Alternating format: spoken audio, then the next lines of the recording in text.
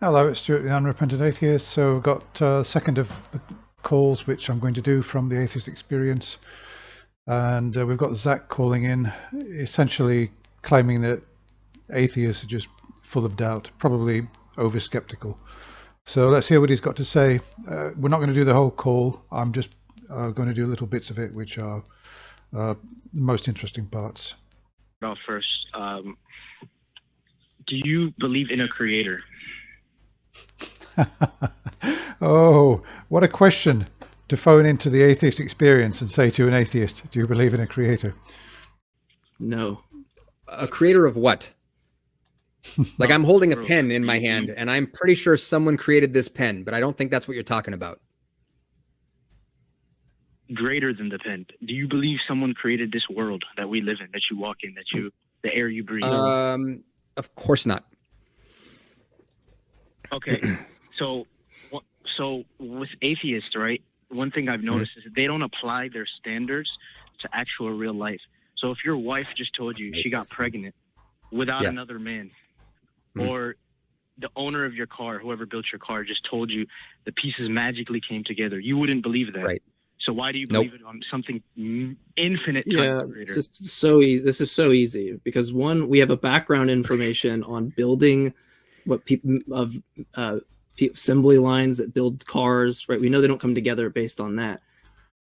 Okay, so let's just quickly cover what he's claiming, that atheists don't apply atheists don't apply their standards to real life. So we're rejecting theistic propositions because we're saying that there is insufficient evidence.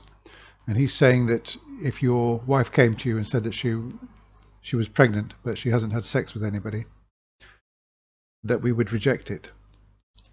And yes, we would be in a state of disbelief about that, but I would challenge his assertion that we don't apply standards across the board, because whether we're talking about claims for a grand design and creator, or whether we're talking about fantastic claims or miraculous claims, or just any kind of claims really in everyday life, we apply the same standards, and the standard is one of sufficient evidence in order to believe a claim. So I don't really think that's true at all, what he's claiming there.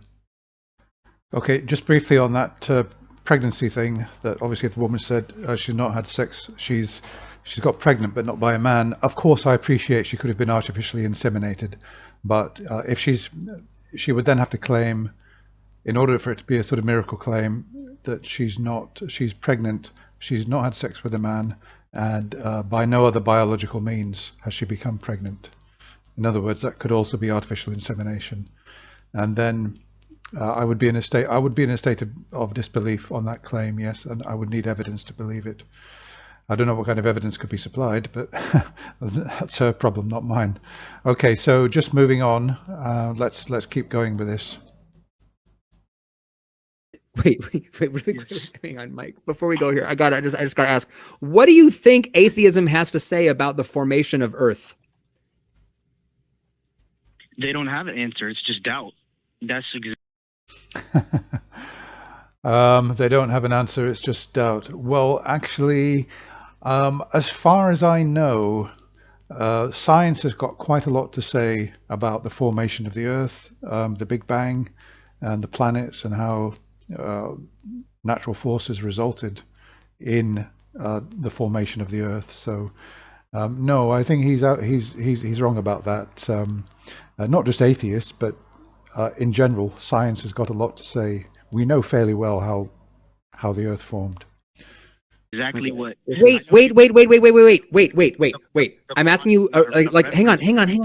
You see, he's so full of himself that, atheists, they just doubt everything. They're just skeptical about every single claim. I've got this with my best friend, who's a conspiracy theorist. And every new conspiracy he puts to me, I ask him what the evidence is. I do a bit of research on it. And I come back and say, well, it's not met its burden of proof. There doesn't seem to be sufficient evidence to prove what you're claiming. And he's going around telling people that I'm just a skeptic, that I just dismiss everything I hear, which is absolutely far from the truth. And this guy is the same. Oh, you're just atheist. You just reject everything. Hang on. I know you want to. I know you got points that you're trying to make, but this is a separate question, and it's like it's sincere. What it's bothering Kenneth? You have because to I'm answer. trying to figure out what you think atheism is. Okay, so theism is the belief in a god or gods. You put that little a at the beginning, it means. Okay, I apologize. We're going to move on because obviously the conversation is. I see what he's doing. He doesn't really quite understand that atheism is just a rejection of theistic claims, more or less, broadly speaking. And what he's really talking about is skepticism, and he's critiquing it. So we're going to move on to the next part of the video. Okay, so yes, we're moving on just a little bit. So Kenneth has just outlined what atheism actually is, and now he's asking the question. Put that little a at the beginning, it means without or not, right? So without theism, without belief in a god or gods, not belief in a god or gods is atheism. Okay, so if somebody doesn't believe in a god or gods, what do they think about the formation of planets? They don't have a clear explanation. They just try to dodge around it because I've just covered this, and I'm surprised that they've not really said, but science has got very, very clear explanations about how the planets formed, and it's not true at all that that atheists are dodging around the question of how planets formed. All you need to do is go and look in a book on cosmology to find out how the planets formed. So he's very badly informed. See, when it comes to atheism, people say it's a lack of evidence, but really you don't want evidence because deep down you're too arrogant to worship God. That's it. I remember now why I wanted to watch this clip, because of that statement that he made, that we're too arrogant, that we don't want evidence. We're too arrogant to accept the existence of God. Let me try this again. If I hang on. If I don't collect stamps. Okay. I'm probably going to move on a bit just to see if anything else happens in this, because I don't really like the route they're going down. In my opinion, what they should do is say, do you understand that atheism is a rejection of belief in gods? Yes. Are you referring to skeptics? Do you know what a skeptic is? And I think that probably that's the route they should go down and try to steer the conversation into a more productive phase, but they don't seem to be doing that. Okay, so we're still on this question of trying to get Zach to understand that atheism is only rejection of theistic claims, that it doesn't necessarily say anything about a stance on science or anything else. It's childish. Okay. So childish. Can you re-ask the question? Yeah. And focus on the content this time. If somebody doesn't collect stamps, what does that tell you about their thoughts on how planets are formed? If they don't collect stamps, what does that have to do with? Okay. Well, what's your point, though? Wait, hang on. Really answer the question. If somebody doesn't collect stamps, what does that tell you about what they think about how planets are formed? If they don't collect stamps? Yes. There's no correlation. Yeah, I think he means that there's no connection between one and another. Fucking nice. Well, I wouldn't say it's completely fucking nice, because with atheism, for example, what does it tell you?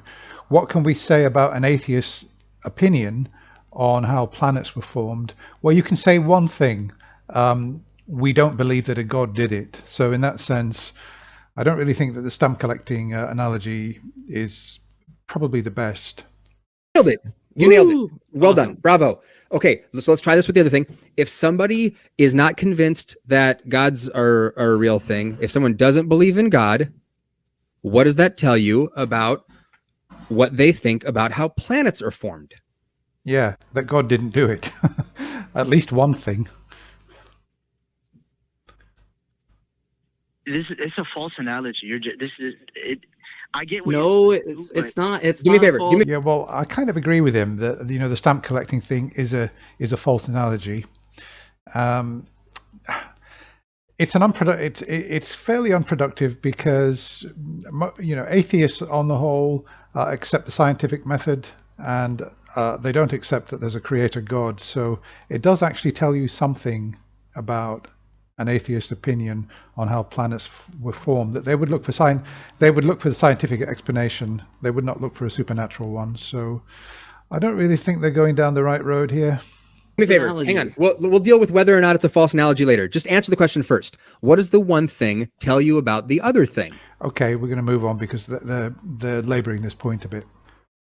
Okay, so what's happened in this conversation is that JMike has eventually said that he gets his view on how planets were formed from science, that it was through natural processes.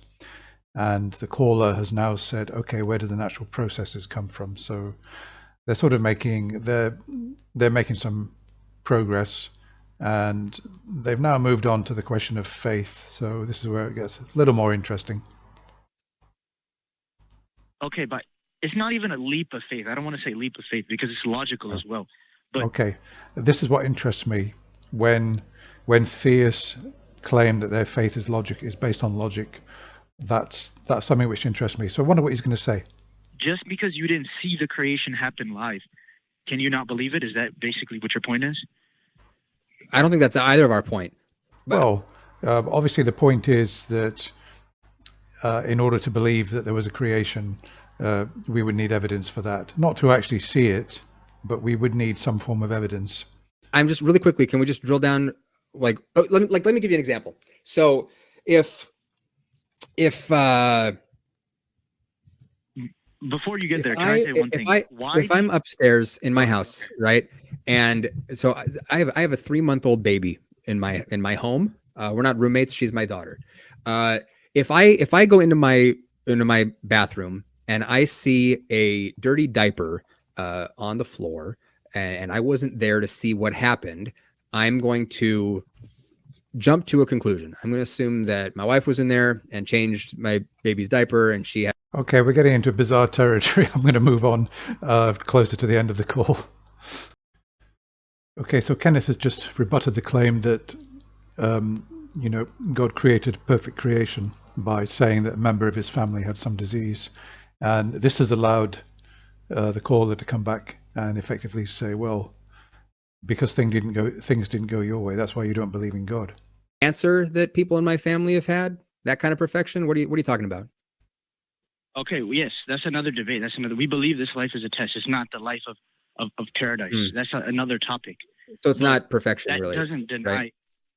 Sorry for your family, but that doesn't deny that there was a creator. But it's not perfect, right? Our bodies. The fact that you feel disappointed. The fact that it's not perfect. That life didn't go.